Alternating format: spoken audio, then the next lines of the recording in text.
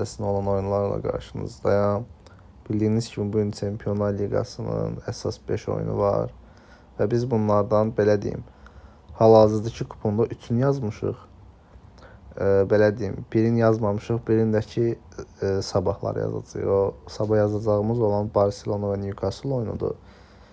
Yazmadığımız isə Sporting və Bodo Glimt oyunudur. Oyun çox riskli oyun oldu. Ona görə onu belə deyim də sizə məsləhət görmürəm kupona əlavə etməyincə. Çünki mən belə fikirləşirəm ki, oyun 1-0, 1-1, yəni belə olacaq.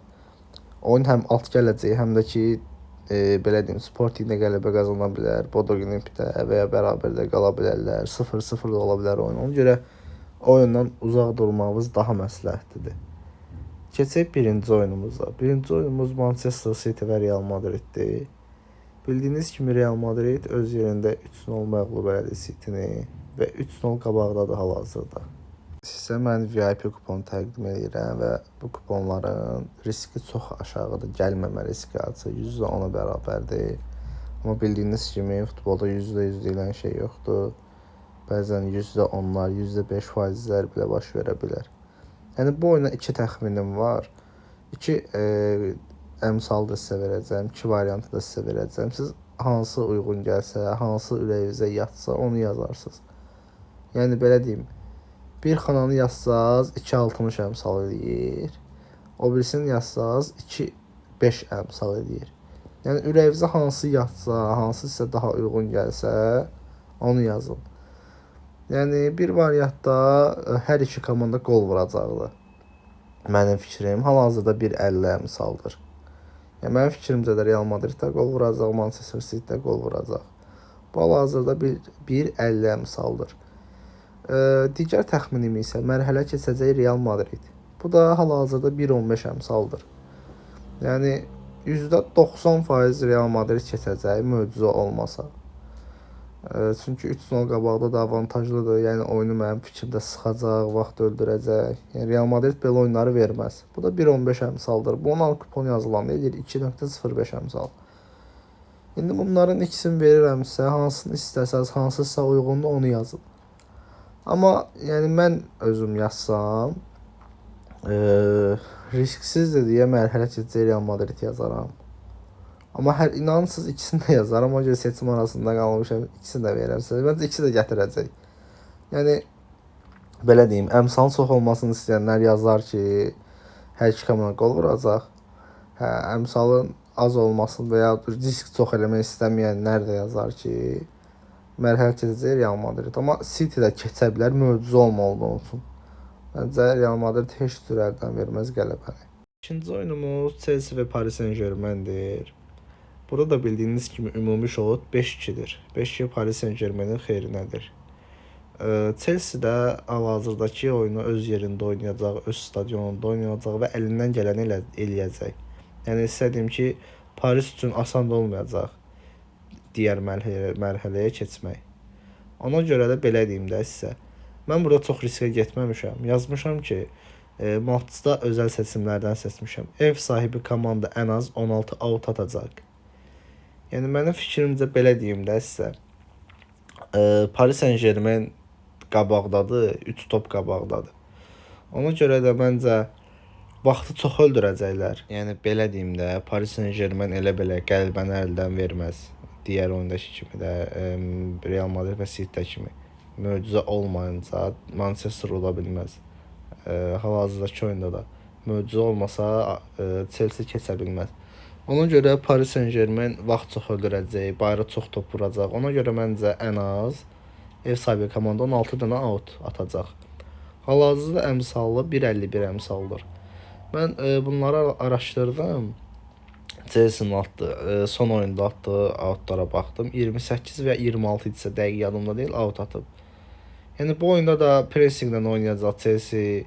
Yəni mərhələni keçməyə çalışacaq. Ona görə də belə deyim, Parisdə bilirəm ki, topu çox bayra vuracaq, çox vaxt öldürəcəklər. Çünki 3 top qabaqdadılar.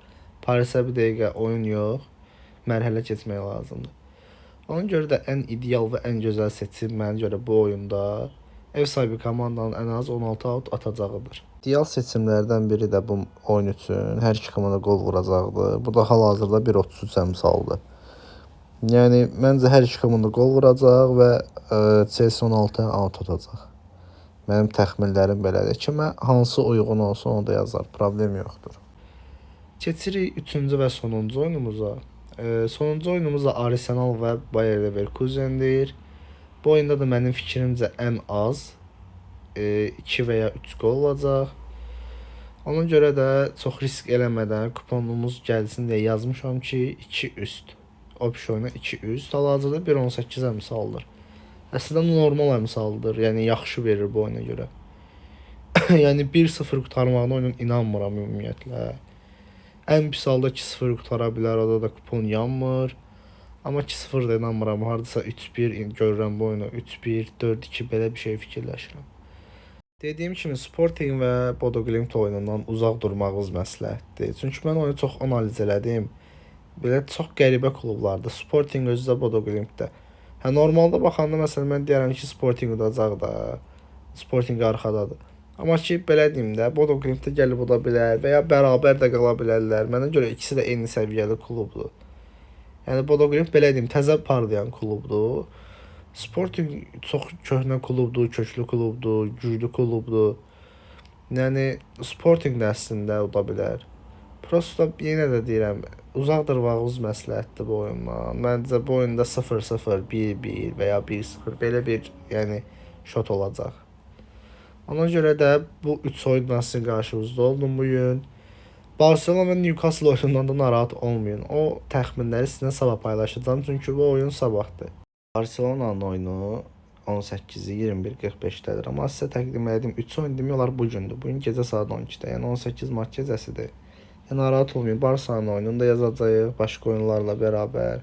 Bilirəm çünki çox izləyicim səbirsizdir. Bu 3 oyunu yazıb Barcelona oyununu gözləyə bilməyəcəklər. Ona görə ən salamatı belə eləmək idi. Və bir şey yadımdan çıxdı, istədim bunu da sizə bildirim. Əslində risksiz kupondur. Manchester City, yəni ev sahibi komanda ən az bir dəfə ofsayda düşəcək. Yəni əmsal da superdir, 1.46 verir. Amma istədim ki, Manchester City-nin oyunlarına baxdım. Yəni Real Madrid-dən son oyunda ümumiyyətlə ofsayda düşməyib. 0.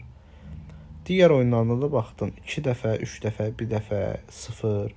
Yəni çox ofsayda düşən klub deyil Manchester City. Amma bir ofsayda görə 1.46 əmsal super verir. Yəni istəyənlər bunu da yaza bilər. Amma yenə də xatırladıram ki, çox az ofsayda düşən klubdur Manchester City. Və bunu da bildirim ki, 18 yaşına çatmamış şəxslər mərc etməsi və ya mərc saytına girməsi qəti şəkildə qadağandır. Ona görə də 18 yaşına çatmamış şəxslərin mərc saytlarından uzaq durmasını tövsiyə edirəm. 18 yaş üstü də mərc oynayırsınızsa, mərc edirsinizsə, qanuni saytlardan mərc edin. Qanunsuz saytlardan ümumiyyətlə uzaq durun. Heç giriş eləməyin ümumiyyətlə. Məndən bu qədər. Sağ olun, salamat qalın, özünüzə yaxşı baxın. Kanalımıza abunə olmağı və videoya like atmağı da unutmayın.